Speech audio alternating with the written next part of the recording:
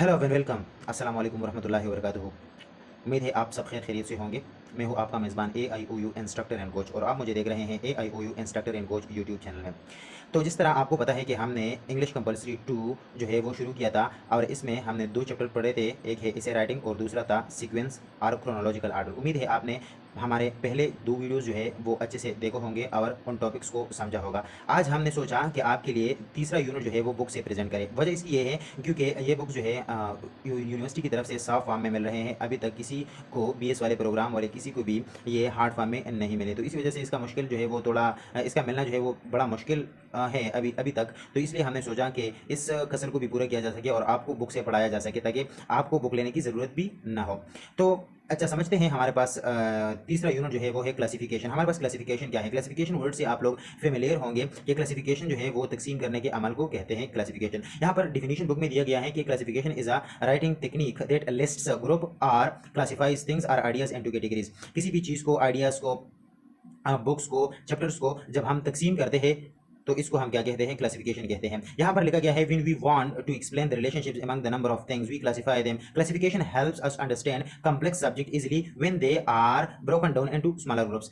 Classification हम इसलिए करते हैं, कुरान मजीद में भी अल्लाह जल्ल शानुहु अपने क्लासिफिकेशन की, इंसानों की क्लासिफिकेशन की जो अहमियत है और खुसूसियत है वो बयान करते हैं। अल्लाह जल्ल शानुहु कुरान मजीद में फरमाते हैं कि हमने इंसानों को इसलिए तकसीम किया ताकि वो एक दूसरे को पहचान सके। इंसान जो है यानी हम लोग क्लासिफिकेशन इसी वजह से करते हैं कि हमारे पास जो इसकी स्टडी है वो आसान हो सके।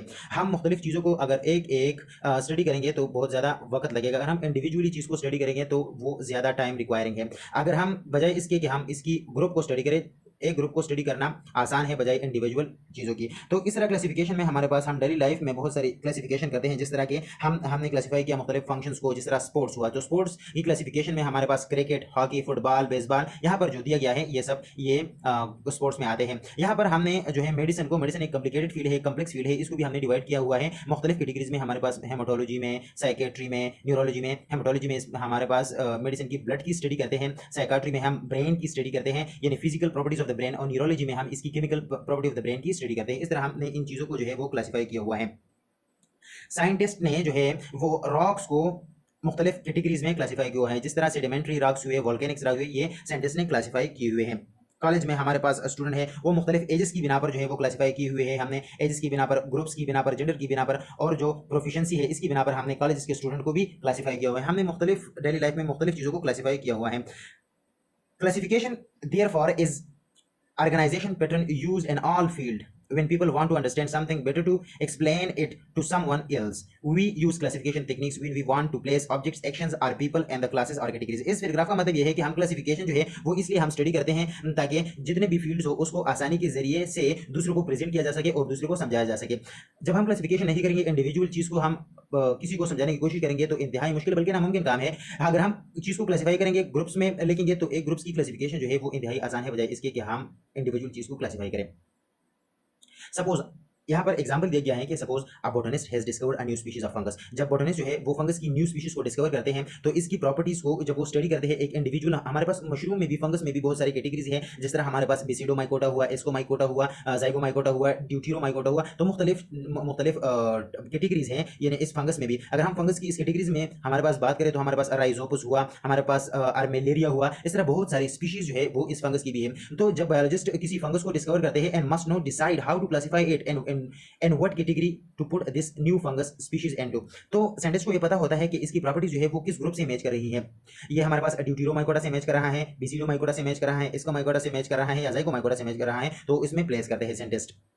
हमारे पास आजकल जो है वो HIV पे बहुत ज़्यादा रिसर्च हुआ है। HIV के बारे में मैं आपको बताता चलूँ कि HIV ये एक ह्यूमन अमाइनो डिफिशियंसी वायरस है। ये हमारे पास सेक्सुअली ट्रांसमिटेड वायरस है यानी इससे एड्स काज होते हैं। एड्स हमारे पास हमारी जो मुदाफ़ती निज़ाम है जिसको हम इम्यूनिटी कहते हैं, इम्यून सिस्टम है, वो वीक हो जाता है और बहुत सारी बीमारी जो है वो हम पे अटैक करने लगते हैं। जिसमें हमारे पास कैंडिडियासिस आते हैं, टोक्सोप्लाज्मोसिस, निमोनिया बंदे को हो जाता है, स्किन पे रैशेस जो है वो नजर आते हैं और इस तरह से बहुत सारे सिम्टम्स है इस एड्स की। तो एड्स हमारे HIV का जो चीज़ है इसके प्रॉपर्टीज आया फंगस के साथ जो है वो रिलेट कर रहे हैं या बैक्टीरिया के साथ रिलेट कर रहे हैं या वायरस के साथ रिलेट कर रहे हैं। तो इस स्पीशीज को की प्रॉपर्टीज को देख के हम ये फैसला कर लेते हैं कि ये हमारे पास इसकी प्रॉपर्टीज इस ग्रुप से रिजेंबलेंस करते हैं यानी मतलब ताल्लुक रखते हैं, तो इसी वजह से वो स्पीशी भी हम क्लासिफाई उसी बेस पे क्लासिफाई करते हैं।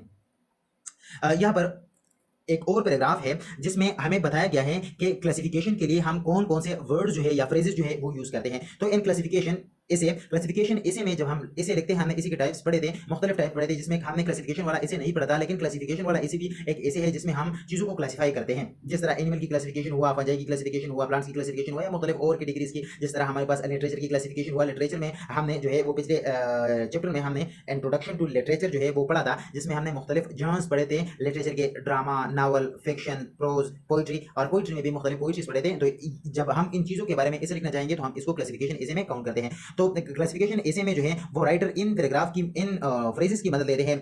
Is a kind of, can be divided into, is a type of, fall under, belong to, the categories of, fit into, इस तरह की मुख्तलिफ फ्रेजेस जो है वो बंदा या राइटर जो है वो यूज करता है।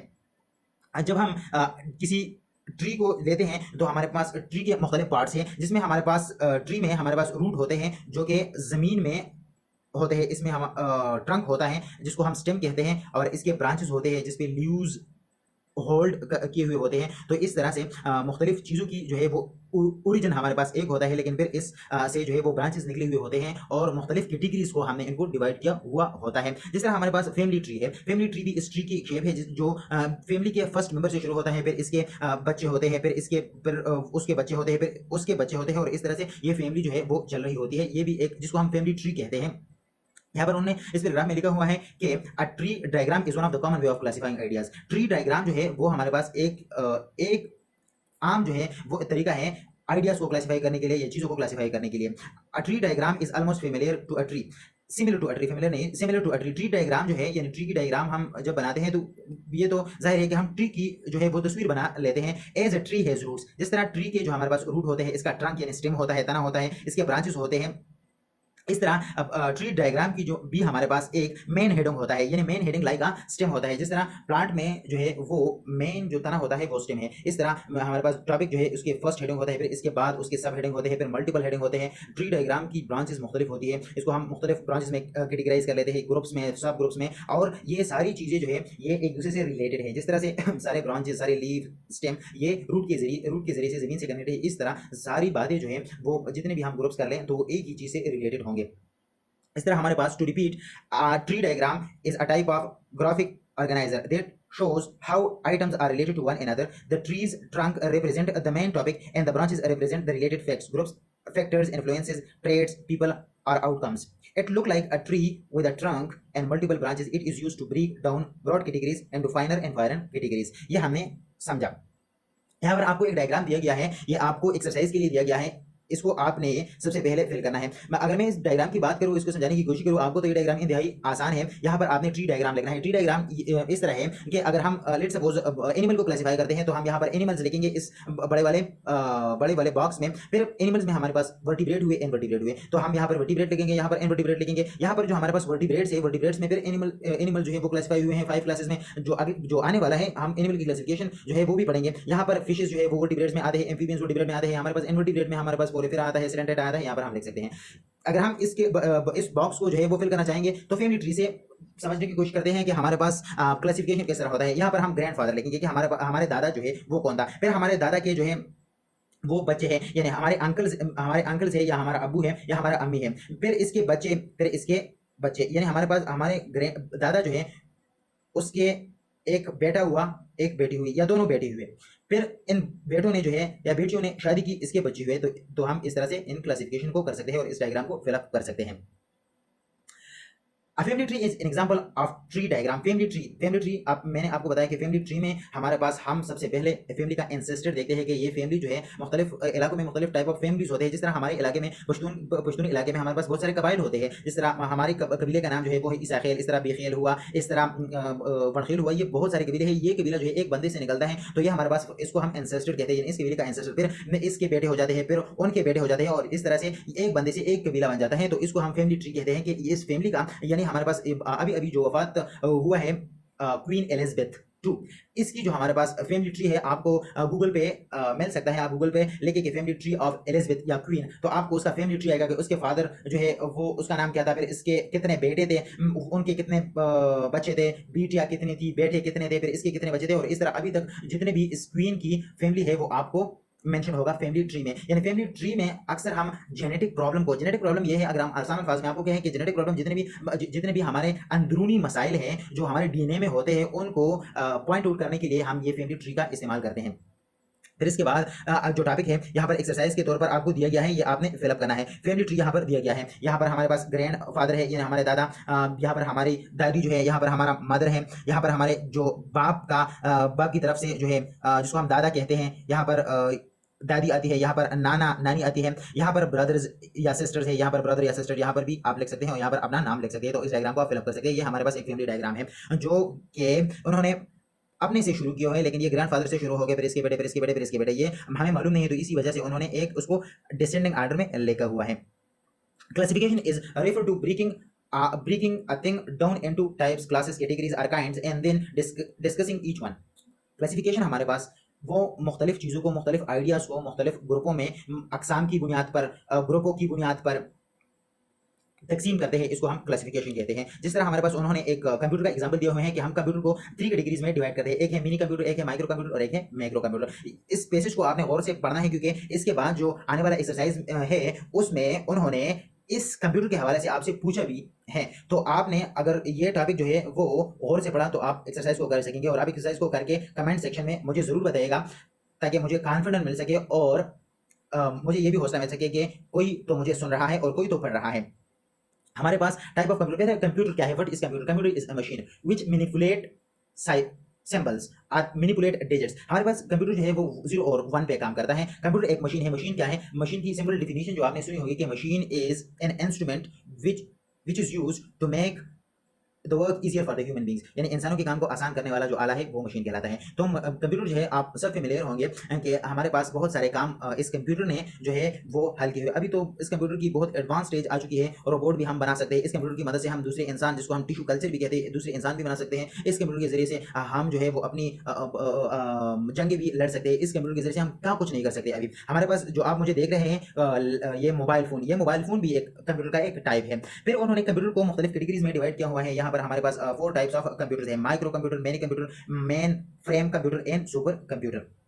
फिर बारी बारी इसके बारे में उन्होंने डिस्कशन भी की हुई है कि हमारे पास माइक्रो कंप्यूटर क्या है। Micro computer, the word micro mean small, micro small यानी छोटी चीज को हम माइक्रो कहते हैं। तो माइक्रो कंप्यूटर में हमारे पास पर्सनल कंप्यूटर आते हैं। इसको माइक्रो इसलिए कहा जाता है क्योंकि इसमें जो पीसी यूज होता है, जो प्रोसेसिंग जो सेंट्रल प्रोसेसिंग यूनिट है, सीपीयू, वो इंतहाई छोटी होती है और एक बंदी के लिए यह काम कर सकता है। तो इसी वजह से इसको हम माइक्रो कंप्यूटर कहते हैं। और ये पर्सनल यूज़ के लिए, कोई अपने यूनिवर्सिटी के लिए, कॉलेजेस के लिए यूज़ करता है, कोई अपने ऑफिस के लिए, सिंगल ऑफिस के लिए भी यूज़ करते हैं, प्रिंटर के लिए यूज़ कर सकते हैं और अपनी यानी अपनी ज़ाती मामलात के लिए ये चीज़ जो है वो यूज़ कर सकते हैं। फिर इस माइक्रो कंप्यूटर को उन्होंने 5 कैटेगरी में डिवाइड किया हुआ है, जिसमें हमारे पास वर्क स्टेशन कंप्यूटर है, डेस्कटॉप कंप्यूटर है, सर्वर्स है, लैपटॉप्स है एंड नोटबुक है। ये क्लासिफिकेशन जो उन्होंने माइक्रो कंप्यूटर की हुई है, ये पावर की बेस पे नहीं है, ताकत की बेस पे नहीं है। ये किस बेस पे है? ये वर्किंग बेस पे है कि हमारे पास ये कंप्यूटर कहाँ पर वर्क करता है। तो इसी बेस पे उन्होंने ये जो है वो इसकी क्लासिफिकेशन, जिस तरह हमारे पास वर्क स्टेशन है, वर्क स्टेशन कंप्यूटर जो है वो ऑफिस में यूज होते हैं। डेस्कटॉप कंप्यूटर जो डेस्क पे जो है वो पड़ा हुआ होता है, इसको हम डेस्कटॉप कंप्यूटर। सर्वर जो है, सर्वर कंप्यूटर जो किसी कंप्यूटर से सिग्नल लेते हैं और किसी को देते हैं, तो इसको हम सर्वर कंप्यूटर।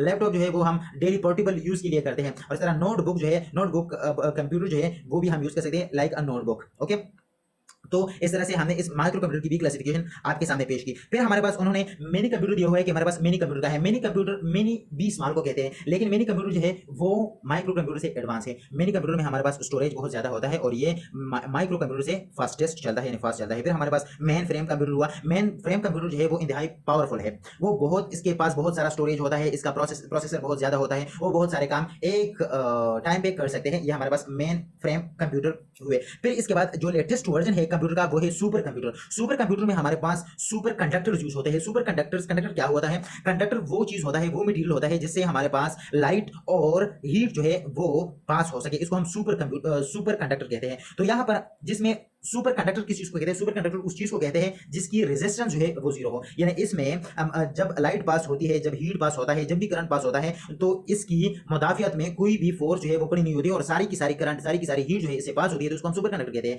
तो इस सुपर कंप्यूटर में हमारे पास सुपर कंडक्टर यूज होते हैं और सुपर कंडक्टर की क्वालिटी है कि सारा का सारा एनर्जी जो है वो कन्वर्ट हो जाता है। तो सारा की सारा एनर्जी जब भी कन्वर्ट हो जाता है तो हमारे पास ये फास्टेस्ट रेट उसका होता है और ये हमारे पास बहुत सारे काम जो है वो एक साथ कर सकते हैं। यहाँ पर थोड़ा रोक लेते हैं, अगले लेक्चर में हम यहीं से शुरू करेंगे कि उस इस चैप्टर में और कौन कौन से क्लासिफिकेशन की बात की हुई है, क्योंकि वीडियो बहुत लंबी हो जाएंगी और फिर आपको मजा नहीं आएगा। तो थैंक यू सो मच, बनी रहेगा हमारे साथ और चैनल को सब्सक्राइब कीजिएगा और अपने दोस्तों और के साथ शेयर कीजिएगा। जज़ाकुमुल्लाह खैरन फिद दारैन।